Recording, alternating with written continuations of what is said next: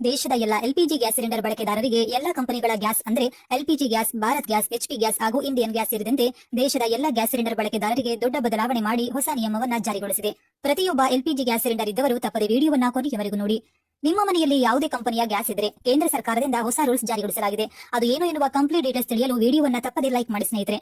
ಪ್ರತಿ ತಿಂಗಳು LPG gas cylinder ತುಂಬಿಸಿಕೊಳ್ಳುವ ದೇಶದ ಎಲ್ಲ ಎಲ್ಪಿಜಿ ಬಳಕೆದಾರರಿಗೆ ಕೇಂದ್ರ ಸರ್ಕಾರದಿಂದ ಹೊಸ ರೂಲ್ಸ್ ಜಾರಿಗೊಳಿಸಲಾಗಿದ್ದು, ಪ್ರತಿಯೊಬ್ಬ ಗ್ಯಾಸ್ ಮೇಲೆ ಅಡುಗೆ ಮಾಡುವ ಎಲ್ಲರೂ ತಪ್ಪದೆ ವಿಡಿಯೋವನ್ನ ಕೊನೆಯವರೆಗೂ ನೋಡಿ. ಹಾಗೂ ನಿಮ್ಮ ಬಳಿ ಯಾವ ಕಂಪನಿಯ ಎಲ್ಪಿಜಿ ಗ್ಯಾಸ್ ಇದೆ ಅಂತ ವಿಡಿಯೋ ಕೊನೆಯಲ್ಲಿ ತಪ್ಪದೆ ನಮಗೆ ಕಮೆಂಟ್ ಮಾಡಿ. ಕೇಂದ್ರ ಸರ್ಕಾರವು ಅಡುಗೆ ಅನಿಲ ಸಿಲಿಂಡರ್ ಬುಕಿಂಗ್, ಡೆಲಿವರಿ ಹಾಗೂ ಸಬ್ಸಿಡಿಯಲ್ಲಿ ಕಟ್ಟುನಿಟ್ಟಿನ ನಿಯಮಗಳನ್ನು ಜಾರಿಗೆ ತಂದಿದೆ. Central government scheme for ration card and gas cylinder 2025 ನಿಯಮಗಳಿಗೆ ತಿದ್ದುಪಡಿ ತರಲಾಗಿದ್ದು, ಹೊಸ ನಿಯಮಗಳು 2028 ಡಿಸೆಂಬರ್ 31ರವರೆಗೆ ಚಾಲ್ತಿಯಲ್ಲಿರುತ್ತದೆ. ಗ್ಯಾಸ್ ಸಿಲಿಂಡರ್ ವಿತರಣೆ, ಬುಕಿಂಗ್ ಸೇರಿ ಎಲ್ಲಾ ವ್ಯವಸ್ಥೆಯಲ್ಲಿ ಪಾರದರ್ಶಕತೆಯನ್ನು ತರಲು ಕೇಂದ್ರ ಸರ್ಕಾರ ನಿಯಮಗಳನ್ನು ಬದಲಾಯಿಸಿದೆ ಎಂದು ತಿಳಿದುಬಂದಿದೆ.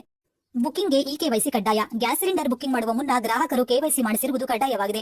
ಗ್ಯಾಸ್ ಏಜೆನ್ಸಿ ಜೊತೆ ಆಧಾರ್ ಕಾರ್ಡ್ ಲಿಂಕ್ ಮಾಡುವುದು, ಸರಿಯಾದ ಮೊಬೈಲ್ ನಂಬರ್ ನೀಡುವುದು, ಓಟಿಪಿ ಮೂಲಕ ಆಧಾರ್ ಲಿಂಕ್ ಅನ್ನು ದೃಢಪಡಿಸುವ ಮುಖಾಂತರ ಕೆವೈಸಿ ಪ್ರಕ್ರಿಯೆ ಪೂರ್ಣಗೊಳಿಸುವುದು ಈಗ ಕಡ್ಡಾಯ.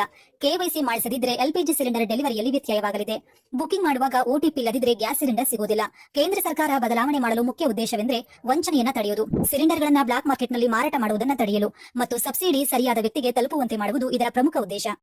ಓಟಿಪಿ ವಿತರಣೆ ಮತ್ತು ಇಕೆವೈಸಿಯಿಂದ ಗ್ಯಾಸ್ ಸಿಲಿಂಡರ್ ಇನ್ನಷ್ಟು ಸುರಕ್ಷಿತವಾಗಿರಲಿದೆ. ಅಲ್ಲದೆ ಯಾವುದೇ ಅಕ್ರಮವನ್ನು ಸುಲಭವಾಗಿ ಪತ್ತೆ ಹಚ್ಚಲು ಹೊಸ ನಿಯಮವು ಸಬ್ಸಿಡಿ ಹಣ ದುರುಪಯೋಗ ಪಡಿಸುವುದನ್ನು ತಡೆಯಲಾಗಿದೆ.